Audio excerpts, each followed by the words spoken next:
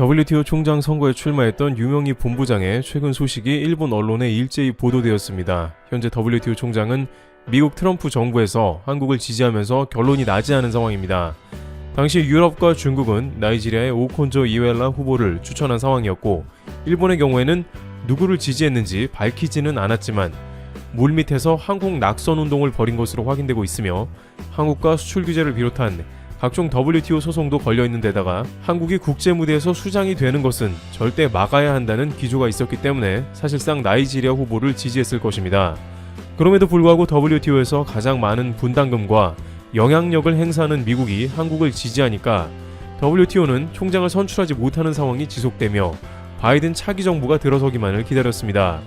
그런데 이런 뉴스는 한국에서 잠시 잊혀진 반면에 일본에서 꾸준하게 WTO 뉴스가 나오는 이유가 있다는데요. 왜 그렇게 당황하고 있는지 이유를 살펴보겠습니다. 첫 번째는 유명희 본부장이 무역 통상 부분에서의 활약이 두드러지고 여전히 실력으로 인정받고 있는 점입니다. 미 무역부 USTR의 라이트하이저 대표는 WTO를 이끌 만한 사람은 통상 무역 분야 전문가여야 한다며 유명희 후보 지지 의사를 밝혔습니다. 오콘조 이웰라 후보는 다양한 세계 기구에서 근무한 이력이 있습니다만 WTO가 주로 다루고 있는 무역 실무 분야는 관련된 근무 이력은 거의 전무한 것으로 나오고 있습니다. 또한 미 국무부는 이와 함께 각 제외 공간에 유명희 후보를 지지해달라는 메시지를 보낸 것으로 확인됩니다. 낙선 운동을 물밑에서 벌이고 있다고 알려진 일본 정부는 미국이 한국을 적극 지지하는 움직임을 보면서 공식 석상에서 누구를 지원하는지 밝히지 않았습니다. 그런데 유명희 본부장은 또 국제 무대에 등장했습니다.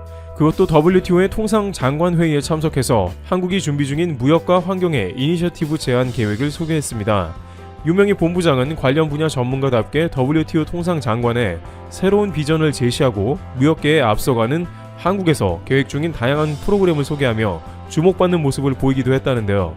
29일 온라인으로 열린 WTO 통상 장관 회의에서 한국이 WTO에 관한 관세 비관세 장벽 완화를 통해서 환경 상품과 환경 서비스 시장 개방 촉진 방안 등이 포함된 무역과 환경 이니셔티브를 제안할 계획이라며, 이에 대한 회원국들의 활발한 참여를 통해 세계무역기구가 환경 분야 논의를 주도적으로 이끌어가길 기대한다고 밝히기도 했습니다.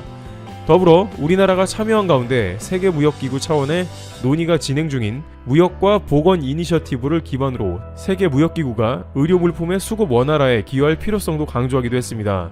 현재 코로나 관련해 보건 이슈는 매우 필요한 상황이기도 한 것이죠.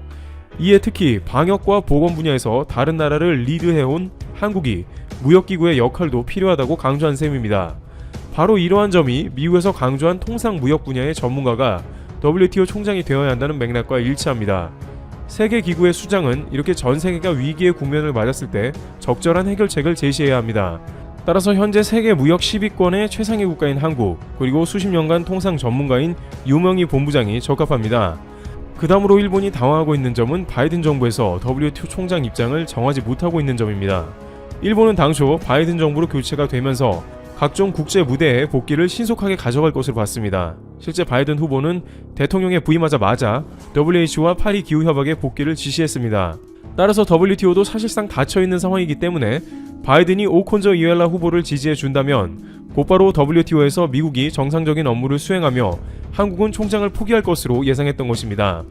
일본 복수의 언론이나 관계자는 이와 관련하여 바이든 정부는 트럼프와 동맹을 다르게 대할 것이고, 유럽이나 기타 다른 국가들이 나이지리아 후보를 지지했으므로 미국도 트럼프 행정부의 강경 기조를 버리고 동시에 유럽 등의 뜻을 존중할 것으로 생각한 것입니다. 그런데 미국은 아직도 그와 관련해 공식 입장을 안 냈습니다. 곧바로 미국이 WTO에서 나이지리아를 지지할 것이라는 예상이 빗나간 것은 미국도 고민 중이라는 것인데요. 로이터 통신은 29일쯤에 미국이 세계무역기구 WTO 차기 사무총장으로 누구를 선택할지 적극적으로 검토하고 있다고 밝혔습니다. 이는 미국 무역부가 애초에 한국 지지를 적극적으로 표명한 것도 있는 데다가 실제 나이지리아 후보보다는 한국을 택하는 것이 실리적으로 미국에 도움되는 게 아니냐는 것입니다. 바이든 정부는 트럼프 행정부와는 차별을 두겠지만 미국 우선주의는 그대로 계승한다는 방침입니다. 하지만 일본에서 가장 우려하는 바는 결국 중국과 관련된 이슈라고 전해지고 있습니다. 이는 일본조차도 크게 고민했던 바입니다. 일본 역시 나이지리아 후보를 지지하자니 중국이 걸렸던 것입니다. 왜냐하면 중국은 나이지리아의 1대1로 등 막대한 자금을 아프리카에 쏟아붓고 있는 상황입니다. 따라서 오콘조 이웰라 후보는 중국에 대해서 관대하게 나올 것이라는 관측이 지배적이었습니다. 현재 일본을 최대로 위협하는 것은 중국이기에 일본도 어떻게든 중국을 저지해야 한다는 입장입니다. 하지만 결국에는 한국이 국제무대 수장에 뽑힐 바에야 차라리 나이지리아 후보가 낫다고 판단한 것입니다. 심지어 그것이 일본에 더 위협이 되고 좋지 않더라도 절대 한국인 수장 밑에서 일할 수 없다는 흐름은 반기문 유엔 총장 선출 당시에 유일하게 무효표를 던진 일본의 단면을 보여주는 것입니다. 그런데 정말 문제는 바이든 정부가 대중국 메시지를 연일 매우 강하게 내고 있다는 점입니다. 당장 바이든 미 대통령 당선 이후에 시진핑 주석은 축전도 안 보냈으며 바이든 대통령은 전화도 안 했습니다. 시 주석은 트럼프 전 대통령 취임 당시 사흘 만에 축전을 보내 축하 인사를 건넨 바 있습니다. 이렇게 양국의 정상이 전혀 접촉을 하고 있지 않지만 대만 해협에서는 매주 미국과 중국이 힘겨루기를 하며 신경전을 벌이고 있습니다. 지난 주말에도 중국 전투기 6대와 미국 정찰기 1대가 지난달 31일 대만 방공식별구역 서남부에 진입했다고 대만 국방부가 밝혔습니다. 여기에 미군은 중국을 향해 시어도어 루스벨트호 항공모함 전단이 남중국해 지역에서 중국 해공군을 빈틈없이 감시하고 있다며 경고 메시지를 보내는 등 중국군과 강대강 대치를 벌이고 있는 상황입니다. 일각에서는 자칫 물리적 충돌이 일어날 수 있다고 경고합니다. 또한 새로운 미국 외교수장인 토니 블링컨 미 국무부 장관은 필리핀 외무장관과 전화통화에서 동남아 국가들과 중국이 영유권 분쟁을 벌이는 남중국해 문제와 관련해 중국의 영유권 주장을 거부한다고 밝혔습니다.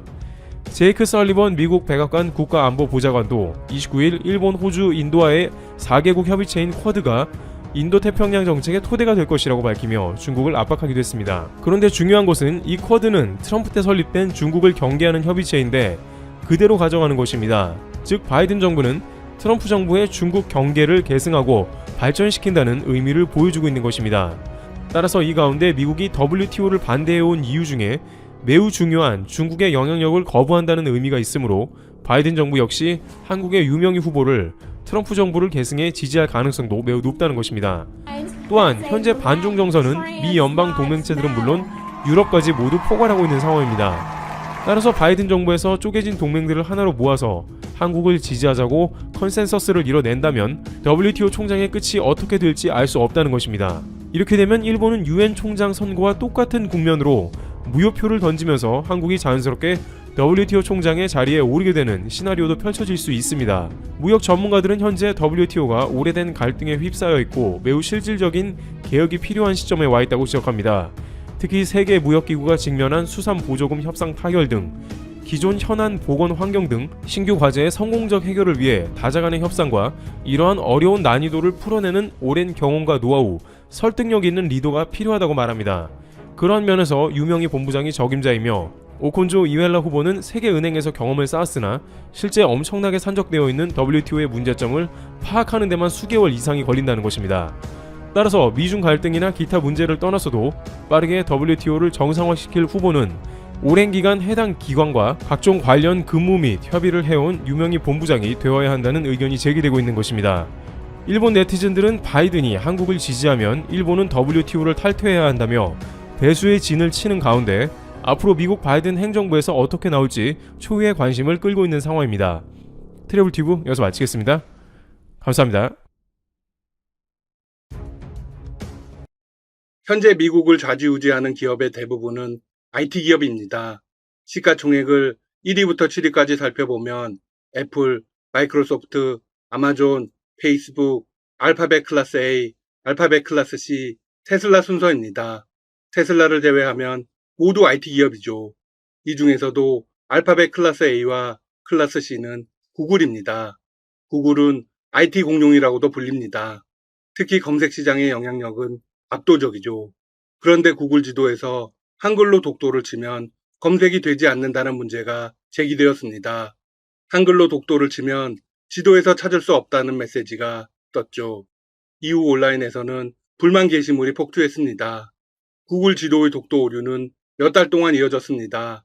관련 사실을 확인한 한국의 한 대학생은 송영길 더불어민주당 의원에게 메일을 보냈습니다. 송 의원은 당시 외교통일위원장을 맡고 있었습니다. 구글 지도에서 독도를 검색하기 위해서는 다케시마라고 검색을 해야만 뜹니다. 국회나 정부 차원에서 적절한 조치를 취해주세요. 메일을 확인한 송 의원은 즉각 조치에 나섰습니다. 구글에 수정을 요청한 것이죠. 현재는 독도 검색이 가능해지게 되었습니다. 구글 지도에 한글로 독도라고 검색하면 독도가 지도에 뜨고 관련 정보가 나옵니다. 영어로 독도라고 검색해도 동일한 결과가 나왔습니다. 더욱 의미 있는 건 광복절을 하루 앞둔 날 독도를 다시 찾을 수 있게 되었다는 겁니다. 송 의원은 제2언론사와의 인터뷰에서 이렇게 밝혔습니다. 만약 대학생의 제보가 아니었다면 우리는 구글 지도에서 독도를 찾을 수 없을 뻔했다. 구글 측은 지도를 수시로 업데이트하는 과정에서 오류가 난 것 같다고 해명했습니다. 대단히 궁색한 변명 아닌가요? IT 기업들은 오류만 나면 업데이트 과정의 문제였다고 말합니다. 구글의 실수로 한국은 독도라는 소중한 영토를 잃어버릴 뻔했습니다. 사실 이 문제는 구글만의 문제가 아닙니다. 미국 시가총액 1위 애플의 자체 지도 앱에서도 독도 검색이 안 돼 논란이 일었습니다. 지난 4월 온라인의 한 커뮤니티에 이런 게시물이 올라왔습니다. 애플 지도에서 독도 검색이 안 된다. 다른 지도와 달리 7.5km 축적에서부터 독도가 지워진다. 반면 구글 지도는 10km 축적에도 사라지지 않는다. 직접 확인해 본 결과 애플 지도에 독도라고 검색하면 울릉도 동남쪽에 위치한 대한민국의 영토, 독도는 나오지 않았습니다. 대신 독도 상호명을 갖고 있는 식당이나 길 이름이 검색되었죠. 독도의 좌표인 37.241885, 131.865090을 검색해야 비로소 독도를 볼 수 있었습니다. 현재 애플은 자체 지도에 오픈스트리트맵을 활용하고 있습니다. 오픈스트리트맵은 참여형 무료 지도 서비스입니다. 개인이 정보를 직접 입력할 수 있고 위치 정보를 추가해 기록할 수 있습니다. 따라서 이용자가 문제 리포트 기능을 사용해 독도 명칭 삭제를 요청하면 애플 지도에서 독도 명칭이 제거될 수 있다고 합니다. 그런데 문제는 이뿐만이 아니었습니다. 애플의 독도 관련 논란은 예전부터 이어져 왔습니다. 2012년에는 독도의 행정구역을 분쟁 지역으로 인식했습니다. 한국과 일본 중 한쪽으로 표기하지 않고 공란으로 남겨두었죠. 그리고 2016년에는 독도의 행정구역을 일본의 행정구역 중 하나인 오키노시마로 표기했었습니다. 2018년에는 독도에 다케시마 칸유 무반치라는 이름을 병기했습니다. 칸유 무반치는 일본어로 정부가 소유한 번지 없는 땅이라는 의미입니다. 애플 사용자들은 이 문제에 관해서 거세게 항의를 했습니다. 그러자 독도로 수정되었습니다. 같은 일이 반복되자 한국 네티즌들은 분노했습니다. 국내에서는 애플 불매운동을 벌이자는 목소리도 있었습니다. 국제사회에서는 독도를 분쟁 지역으로 인식하는 경우가 많습니다. 정부와 민간 차원에서 계속 수정을 요청하고 있지만 아직 고쳐야 할 곳은 많습니다. 국제기구나 주요 국가기관에서도 마찬가지입니다. 현재 가장 뻔뻔한 태도를 보이는 곳은 세계보건기구 WHO입니다. 한국 시민들의 항의와 국제정원에도 아직까지 한국 지도에서 독도와 울릉도를 삭제한 오류를 바로잡지 않고 있습니다. 사이버 외교 사절단 방크는 지난 3월 WHO 사이트의 일본 지도에만 독도, 울릉도가 표기되어 있는 것을 발견했습니다. 독도뿐 아니라 울릉도마저 한국의 영토에서 제외한 것입니다. 방크는 곧바로 항의하고 오류 시정을 촉구했습니다. 하지만 받아들여지지 않았고 방크는 한 달 뒤 세계 최대 규모 청원 사이트 change.org에 청원을 올렸습니다. WHO는 도대체 누구를 위한 국제기구인가요? 하지만 WHO는 아직까지 오류를 바로잡지 않고 있습니다. 이 정도로 책임감도 없고 무능한 국제기구가 또 있을까요? 코로나 사태에서 보여준 무능함이 실수가 아니었음을 증명하는 듯합니다. 현재 WHO의 주요 메뉴 중 국가정보 서비스에서 한국을 클릭해 나오는 한국 지도에는 여전히 독도와 울릉도가 보이지 않습니다. 반면 일본 정보 소개 페이지에 나오는 일본 지도에는 독도와 울릉도가 확인됩니다. 국제사회에서 충분히 오해할 수 있는 상황입니다. 마치 독도와 울릉도가 일본에 속해 있는 것으로 말이죠. 국제기구의 자료는 특히 중요합니다. 방크는 시정을 거부하는 WHO를 압박하기 위해 다시 항의 캠페인을 시작했습니다. 방크는 캠페인의 취지를 이렇게 밝혔습니다. WHO가 올바른 한국 정보를 제시하는 것은 한국을 위한 것이 아니라 코로나로 인해 정확한 정보를 구하는 세계인들을 위한 일이다. 많은 한국인과 재외 동포들이 적극적으로 WHO에 항의를 해달라. 마지막으로 미국 중앙정보국 CIA 사이트에도 오류가 있습니다. CIA 사이트 첫 화면 메뉴 라이브러리에서 맵 오브 CIA 온라인 세계 지도를 방문해 사우스 코리아를 클릭하면 2018년 지도가 PDF와 JPG 파일로 나옵니다. 지도에는 한국과 일본 사이 바다 이름이 Sea of Japan, 일본어로 표기되어 있습니다. 또한 독도는 리앙쿠르록수로 적혀 있죠. 리앙쿠르록수는 일본이 한국의 독도 소유권을 인정하지 않기 위해 제3국에 홍보하는 이름입니다. 1849년 독도를 발견한 프랑스 포경선 리앙쿠르호에서 따온 명칭이죠. 결국 CIA는 바다와 독도 이름 모두 일본의 주장을 그대로 표기한 셈입니다. 오류는 여기서 끝이 아니었습니다. 독도를 강원도 관할섬으로 표기했습니다. 울릉도는 1900년 강원도, 1906년 경상남도로 각각 편입됐다가 1914년부터는 경상북도에 귀속되어 있습니다. 사실관계를 전혀 확인하지 않고 지도를 제작한 것이죠. 방크는 즉각 움직임에 나섰습니다. 동쪽 끝에 위치한 섬은 독도, 울릉도는 경상북도, 한국과 일본의 사이의 바다는 동해로 바로 잡아달라는 내용의 시정 요청 서한을 CIA 측에 발송했습니다. 그리고 관련 지도와 자료들을 동봉했습니다. CIA 사이트의 내용은 상당히 중요합니다. 전 세계 국가기관과 더불어 교육기관, 출판사, 구글 등 포털 사이트에서 복제되고 인용되기 때문입니다. 반크는 전 국민이 시정을 요구하는 캠페인에 적극 나서달라고 호소했습니다. 현재 일본은 국제사회의 잘못된 사실을 홍보하는데 집중하고 있습니다. 독도와 관련한 예산은 한국보다 적게 책정했지만 속을 들여다보면 절대 그렇지 않습니다. 예산의 수십 배에 달하는 돈을 로비에 사용하고 있을 테니까요. 국제사회에서는 독도가 누구의 영토든 관계가 없는 게 사실입니다. 한국 정부도 적극적으로 나서야 합니다.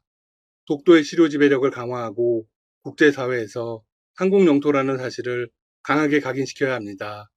닥터시사TV도 계속 동참하겠습니다. 시청해주셔서 감사합니다. 구독과 좋아요 부탁드립니다.